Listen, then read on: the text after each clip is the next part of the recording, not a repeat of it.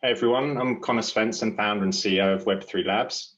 I'm here today with Ben Edgington, who is one of the main Eth2 researchers working at ConsenSys. Ben, do you want to give a quick intro to yourself and what you do and your interest in the world of Eth2? Sure, thanks, Connor. Yeah, I've been working on Eth2 for quite a while. So currently I'm a product owner for Teku, Ethereum 2 client from ConsenSys. And I publish what's new in Eth2 every couple of weeks, which is a roundup of all the latest goings on in the Ethereum 2 world. You can find it at eth2.news. Oh, thanks, Ben. And the Eth2 news, it is such a good source for just keeping up with what's happening in the community. It moves so fast, and you've been really immersed in it for all this time, and it's basically like almost a full-time job for you just to kind of curate all of the information that's happening and get it out, right? Yeah, true that. I spend a lot of time trawling Twitter and Reddit, but yeah, it's kind of an important part of the job as well. I think, managing Teku as a client means being plugged into what's going on. So I see it as part of the kind of product owner job, just to be on top of all this, including the research side and the roadmap side and the tooling side and the general drama and all of the rest. And it just feeds into the day job, which is great. And as a byproduct, I get this ETH2 news out there, and people seem to enjoy it. So it gets somewhere between 3,000 and 10,000 impressions per edition, which when I'm sitting here at midnight desperately trying to finish the thing is somewhat humbling. Definitely. No, that's really awesome that it has such an impact as well, because it also is just the number of impressions is testament to the size of the Ethereum community as well. The fact that there's just so many people who are into the next phase of Ethereum and really believe in the potential of it. Yeah, and I've been quite blown away by that. We see the evidence in this beacon chain deposit contract. So I'm sure everybody knows that the ETH2 beacon chain launched like 2 weeks ago today. And people are still piling into the deposit contract. So there's a 2-week queue now. So if you put down your 32 ETH stake today, you don't become active as a validator until nearly next year. So it's 2 weeks time, because we onboard 900 validators a day into the beacon chain. So yeah, it's astonishing. We've got something like 1.4 million ether staked. We had a target of 500,000 to start the chain, hit that easily, though it was a bit touch and go for a while. Journalists were starting to contact me and saying, well, what are you going to do when you don't meet the target? But I was reasonably confident. And then, on the last day, it just went crazy, and we got all the deposits in. Launched on time on the 1st, and people are still been piling in. It's astonishing. I'm just blown away by the commitment of the community to making this thing work, and the belief in it is wonderful. Yeah, it is crazy. Like thinking back to sort of November time, and when the contract launched, and everyone's thinking, is it going to make it? And people started putting the ETH in. And what was the delay there? It was less than 12 hours or something like that. There was still like a delay, but once you deposited it before you could actually, in effect become a validator or be ready pre-launch, right?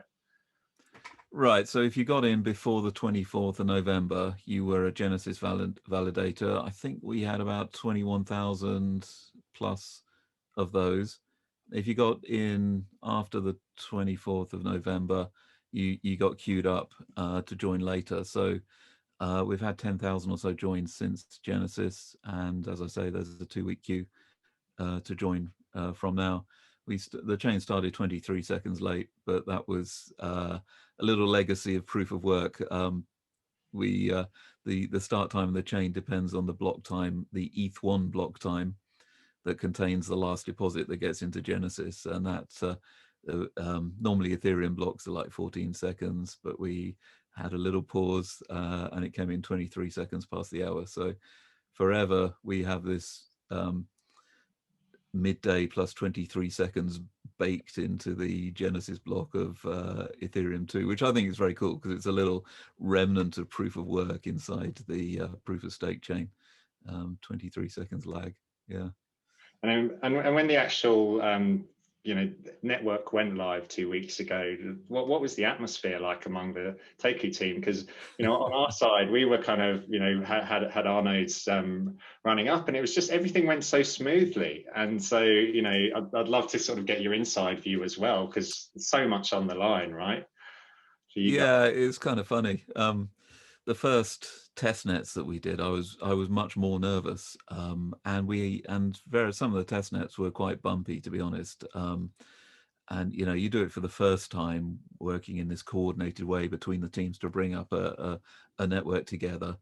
I was really nervous the first. I think it wasn't Madasha; it was probably one of the ones before Madasha testnet that we did at Altona, maybe. So when it actually came to the real thing, we'd been through the process a number of times. We're pretty confident things were in order. We'd had a bit longer between deciding the Genesis block a week earlier to make sure everything was in order. So that was pretty good. And I think, we saw like 82% participation in the first epoch, and that went up to getting towards 90 in the second. It's now sitting at 99, just over 99% participation. It's just huge sigh of relief and a bit of a party atmosphere. Yeah. I had a little bottle of champagne ready. I joined the ETH launch party, which was superb. It's had over 50,000 views on YouTube, whatever YouTube counts as a view, which is just astonishing. I also popped into the Steakfish launch party for a little cameo chat, which was nice as well. But yeah, I think it was a great event. Yeah, no, that's awesome. At what point did you feel like you were able to crack open the champagne? Because I'm guessing it wasn't right. Just after midday. I'm sure there was a little bit of a lag there, right? I right at the end of the second epoch, I thought, yep, this is going well, and there were others frowning at me for jinxing it, but because really you need to wait until you finalize your first epoch to know that things are really working, and that only happens at the end of your fourth epoch. So 24 minutes into the chain running, 25 minutes in, then everything is actually running beautifully. So I went a little early, to much disapproval, but I was confident, and yeah, it was good. It all went super smoothly. Yeah, no, it's really awesome. And so now, I guess really the focus sort of switches to phase one. And what's kind of the everyone talks to the timelines of being year and a half to 2 years for sharding, but where are you seeing the most movement right now, and where things are picking up in the community? Yeah, that's really interesting. So one of the fascinating things about Ethereum is how we call it, shall we say, agility around the roadmap.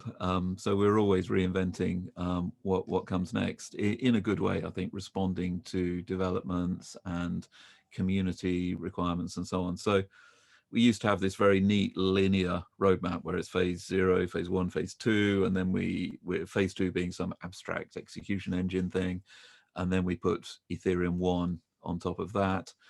And gradually the pressure to bring ETH1 into proof of stake and unite it with ETH2 has grown, and ETH1 has moved forward in the roadmap. So we had this ETH 1.5 where we build ETH1 on top of sharding, and then it was going to be a shard, and now we're looking at actually embedding Ethereum 1, the current all the current Ethereum 1 goodness, into the beacon chain. So it's been called Executable Beacon Chain, and there's a post by my colleague Mikhail on ETH Research called Executable Beacon Chain, which outlines it.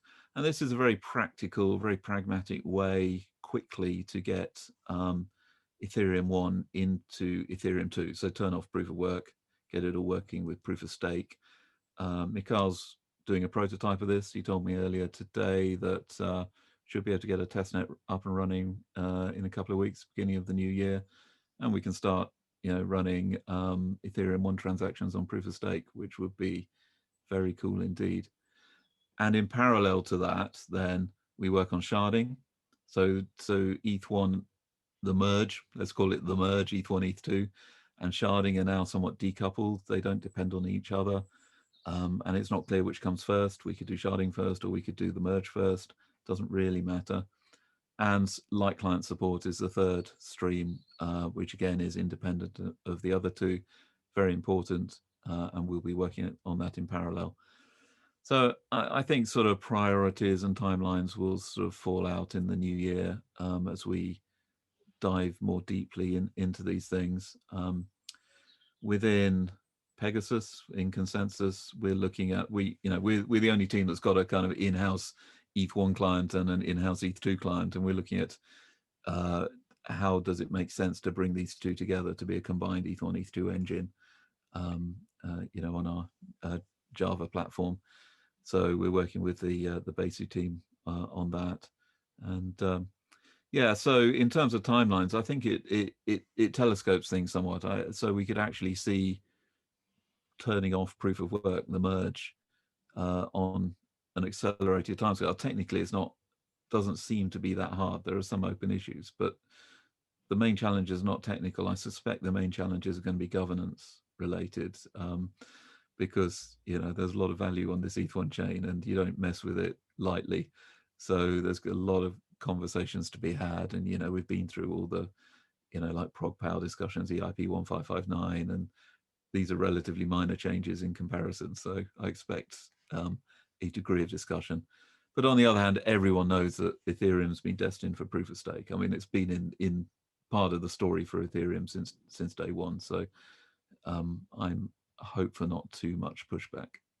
Yeah, and it's phenomenal though how it's just kind of come out of the blue though, just after the Beacon chain launch as well, and it's suddenly there's this disruptive thinking, like why can't we just move ETH1 over onto sit on top of it, and yeah, it's funny how these things kind of come out around the same time, almost coincidentally.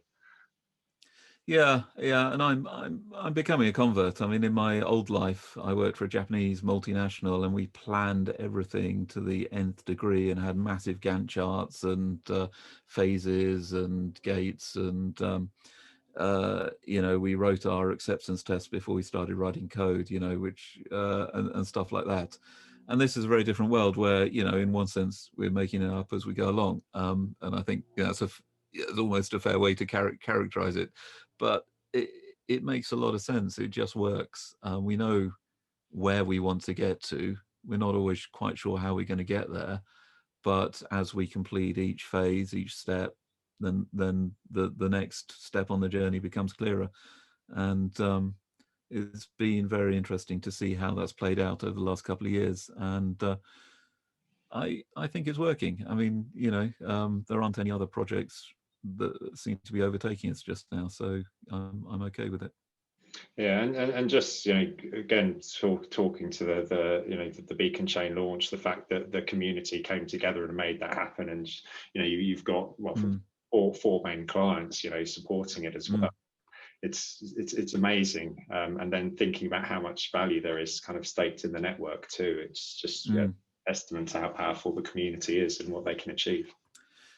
Yeah, it's terrific. I mean, there's this great moment where we sort of launched the Beacon chain contract, and all our clients were sort of mainnet ready, and it was like, well, we've all done our bit now. It is up to all you lot now. If you want to see ETH2 in 2020, put your stakes down. I mean, it's out of our hands. We've done our bit, and then and there's a lovely sense in which it is inclusive, and everybody has a contribution to making this and to making it happen. So yeah, love the community. It is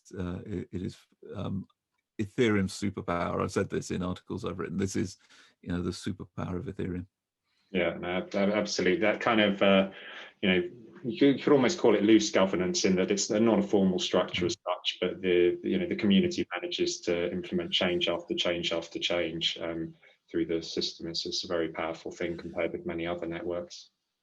Yeah, and this may not be a fair comparison, but it's what I've made. I mean, so you and I know, Connor, that in the UK we don't have a written constitution. Basically, we make up our law as we go along, whereas in the US there's a written constitution, which is you're always going back to the kind of original governance document. And Ethereum's always operated a bit more like the UK, and governance is kind of done on the hoof a bit. And it's got pro and con. We need to think about how ETH2 governance is going to work. It's been rather nice up to now, not having value on the chain, because we've been able to do as we please and not really have too much overhead in terms of decision making and planning. That changes when, you know, people have got millions of dollars of value vested in the protocol, and we need to work through what does a good governance system like. Do we just kind of carry on with the way ETH1 does things? And I think probably there are things that could probably be done a bit better in the ETH1 way. I'm not sure that the devs on the sort of core devs call really want that weight of decision making on their shoulders, certainly on some issues. It's hard as so well. Yeah, we're too, you know, it's like just getting the code done, but then being able to take a step back, think about things is tough. Like to have those jobs. Yeah, we need to think about kind of what does a good governance structure for ETH2 look like, and I think people have been a little bit in denial about this so far, but now there are, I know it's getting on for 2/3 or 3/4 of $1 billion worth of value staked on the chain. We need to get serious about this stuff. Yeah, yeah. And you know, one of the very interesting problems that, you know, enterprises have, even in their private permission chains, is governance. It comes up again and again and again, and so, you know, you can't really escape it. But I'm sure a lot of people in the, you know, the private sector will also be interested to see, you know, what happens with the public Ethereum network as well around the governance longer term. Yeah, and there's a tension, right? Because you can't have everybody involved in every decision, and the community is important, but it can't necessarily be, can't necessarily involve everybody, but you don't want to centralize decision making too much, and there's a balance to be struck there. And of course the ultimate governance is, you know, the hard fork. I mean, that's always been the you run it or you don't run it. I mean, this is so it always falls back, whatever the decision making body looks like. I mean, the ultimate decision is always in the hands of the users, but generally they will tend to go with the flow on this. Absolutely. Yeah, interesting. Yeah. So in terms of the week in ETH2, you get that out sort of, the cadence is, you know, I suppose it varies depending on how much is happening in the community, and also, you know, it's time constrained as well because it's a lot of work. Yeah, it's been pretty much like clockwork every 2 weeks for the last year and a half or so. I initially started doing it weekly and it was killing me. So I do fortnightly, bi-weekly to the Americans, generally on a Friday or a Saturday. And then I just tweet it out once and let the community do the work of spreading the word. I've solicited some feedback. The most requested feature is an email list, email delivery. One day I'll get around to looking into that. But Conor, actually, you requested an RSS feed very early on in the day, so I maintain that. And there is an RSS to email gateway I found, which I set up, which actually works. And so if people really, really want it by email, they can set up the RSS to email gateway. And then I don't have to have everyone's email address, which is good for me. So yeah, so that comes out about every 2 weeks. So I'll delay it over Christmas. I need a week off. So. Great. Yeah, that's it. Awesome, Ben. Well, yeah, thanks for the insights there, and I'm sure loads of people will love actually hearing from you direct as well. It's you know, it's a key piece of information that, you know, goes out to the Ethereum community, and encourage as many people as possible to see it if they haven't already. And Ben, it's just been awesome talking to you again, and yeah, thanks so much for, you know, sharing the insider's view in terms of what's happened with ETH2 network launch and, you know, where we're going.